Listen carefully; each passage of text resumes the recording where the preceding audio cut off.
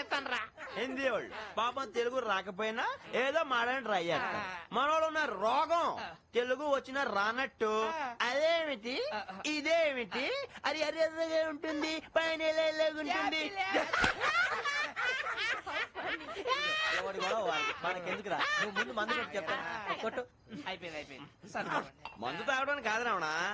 ఇప్పుడు ఆడపిల్లంటే మన శ్రావణిలాగా ఓ పద్ధతిగా మాట్లాడేది అర్థం అవుతూ ముద్దువా బొద్దువా అలా ఉంటే మనకు కూడా రకమైన ఫీలింగ్స్.